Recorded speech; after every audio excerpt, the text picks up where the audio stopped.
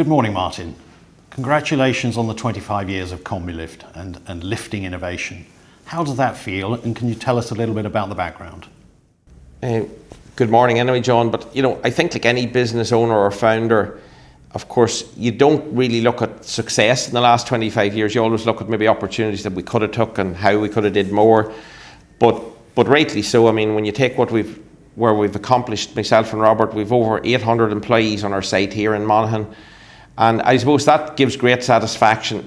The amount of people that we are given a livelihood in our locality. And I have to say, I've grown up in this area in Monaghan where the factory is. Robert has also. And to employ local people gives it a sort of a longer standing satisfaction rather than just a business. Even though, of course, we're in the business of growing our company, but having local people employed is, means a lot. So, what have been the most pleasing moments over the last 25 years, Martin? Over 25 years, there's a lot of standout moments, but you sort of roll the clock back and, them early years, there's a lot of standout moments will sort of stick with me for the rest of my life. And I suppose one of the things is, your first employees that you take on board.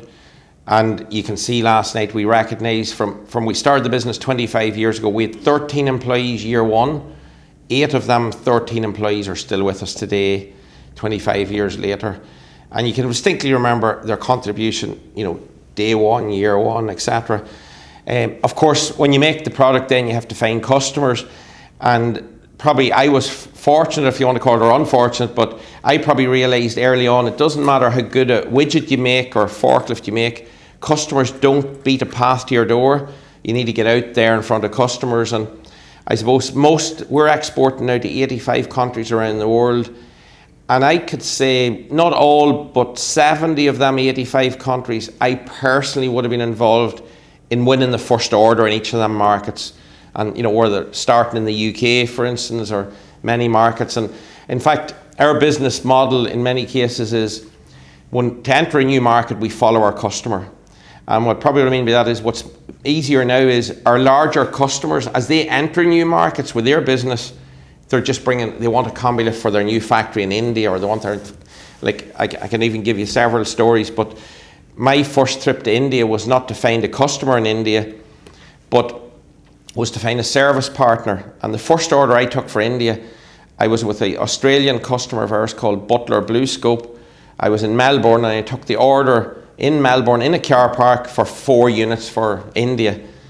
So, and I have several stories. Standard, getting into a new market, it gives you a great kick, and you always want to go back and see them first customers and how they progress as well. So, but the UK is a market on our doorstep. I mean, we've a lot of stories to tell about doing business in the UK, and we're quite fortunate. At least our factory in Ireland, it's only an hour's flight. We've had so many loyal UK customers that have came back to the plant over the years and have continued to do business with us. And you know what? Many of them are within the timber and furniture sector. And I wouldn't like to name one because I'm going to leave out another 10 or 50 by naming one or two, but I was going to say with some great references there. So I was with the Finnish dealer who's shortly to retire in a couple of months' time, I think January 24, he said.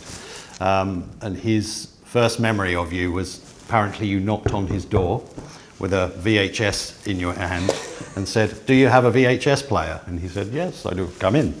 You played the VHS and the rest is history. And he never forgot that moment to last night. He was telling me about it.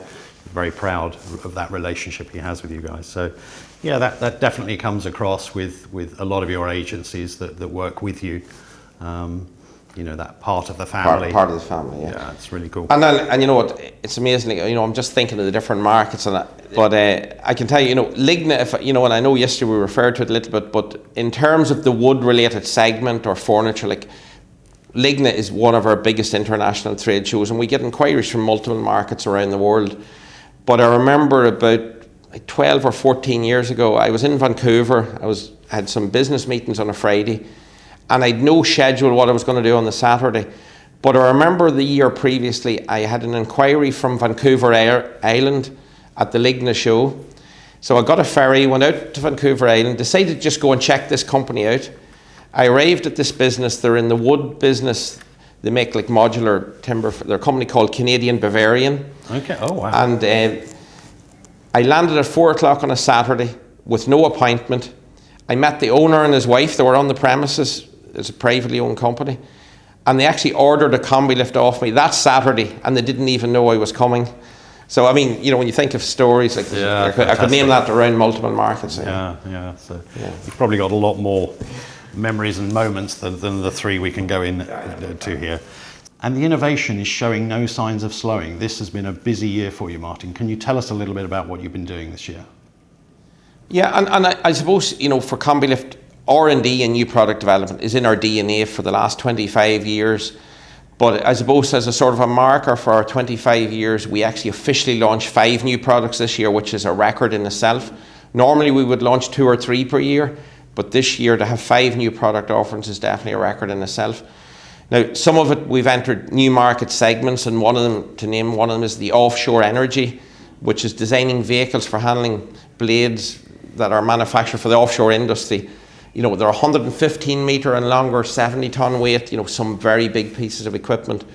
But other products that we've brought to market this year that are very relevant to the furniture industry is the Combi Cube, and also the CB70, the CB70E, which is a 7-ton capacity electric.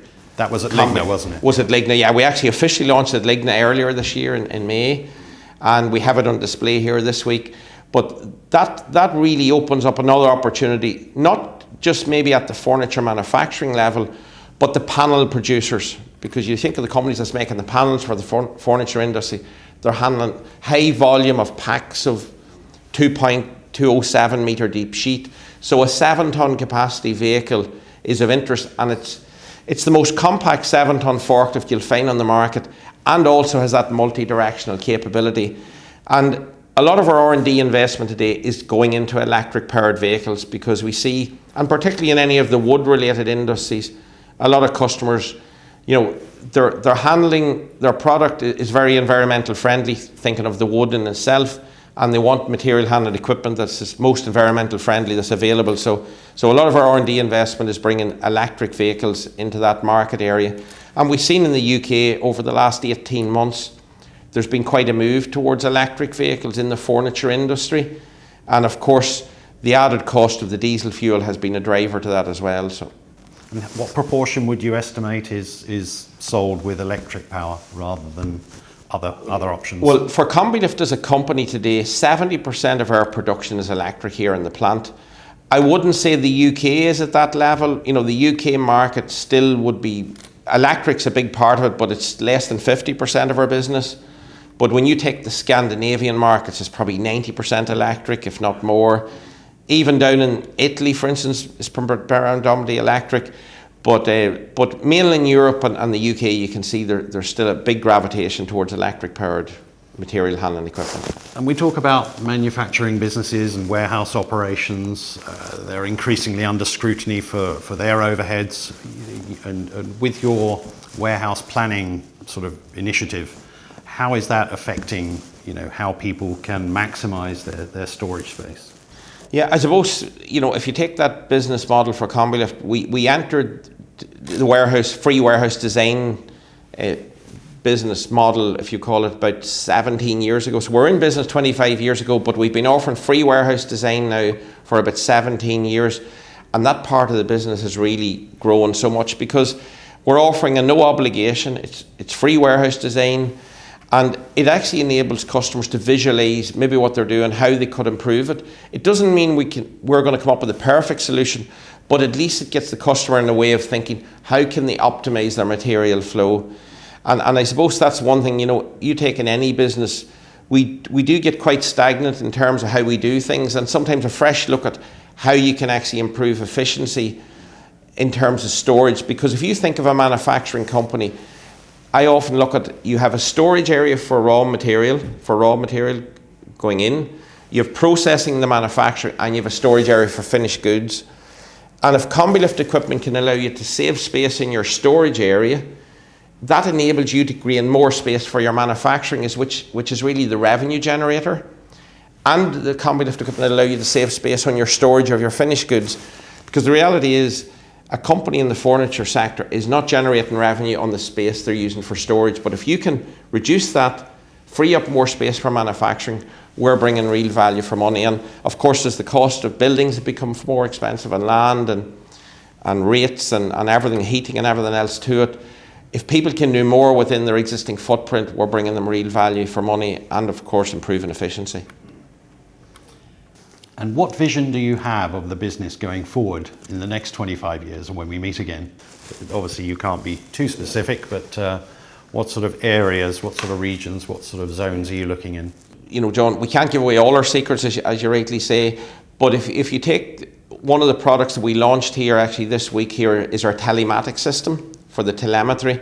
And we see, you know, the way technology has evolved, there's so much technology out there, and if we can incorporate relevant technology in our vehicles to bring value to our customers, that's an area where we really going to put a lot of resources into. So we've been actually developing in-house our own telematics system, and with this system we're offering it on a very open platform so that our dealers and distributors have visibility and our customers. And with this telematics system, it enables customers, you know, to understand their forklift operators, who's driving the vehicle at what time, how they're managing and charging their batteries, you know, in terms of a preventative maintenance program. So rather than maybe paying service costs that are unnecessary, by having telematics, they will know exactly when the vehicle's due for service. Now, in the automotive industry, they're already using similar technology, but what we find in the automotive sector, the OEMs are keeping the technology for themselves and they're not sharing it with their customer base. And we feel with our model, by having it on a subscription basis open to our customers, it enables our customers to make informed decisions, even how they're utilising their equipment. Maybe they need less piece of equipment when they start to monitor how they're using their equipment, or how do we actually organise the maintenance around to do preventative maintenance before a more substantial maintenance is required. So we see over the coming years, we're going to invest a lot more in that digital technology to bring value for our customer base there. And finally, Martin, what do you think the business might look like in 25 years' time? Well, I suppose, and maybe before I start to think what I imagine it looks like, for me personally, you know, and myself and Robert set up the company 25 years ago, I have a contract with Combilift, but it's a verbal one, it's not a written contract. And what I mean by that is when I started the business, I said to myself, if I've health, I'm going to give this business 50 years. So it means I'm only halfway through my career. So if I have health, I'd like to be sitting across in front of you here, John, in 25 years' time, having this discussion and seeing what did we say wrong 25 years prior to that. But I suppose in terms of the business, you know, I'm from this Monaghan area. I want to continue to see the business grow and scale here. But of course, as we increase our volume in multiple markets overseas, I've no doubt in 25 years' time, we will probably have to have assembly plants in other countries to deal with the volume. But in terms of our R&D product development, we would want to always keep that in Ireland, and of course keep manufacturing product in Ireland. And the reality is, if we can manufacture it in Ireland, get it to fit into a container or a trailer, there's no reason why we can't cost effectively ship it anywhere around the world. The only deterrent, of course, would be depending if those tariffs imposed. And of course, when you look at some of the BRIC markets, like the developing countries, there is tariffs which are barriers. So that would be, if I look at the next 25 years for Combilift really to scale up in some of them developing markets, we probably do need to look at some assembly processes in some of them places. Exciting 25 years to look forward to. I'll look forward to that interview in, can't even do the maths, whatever year it is. Well, thank you very much for your time. Appreciate that, Martin. Thank you very much.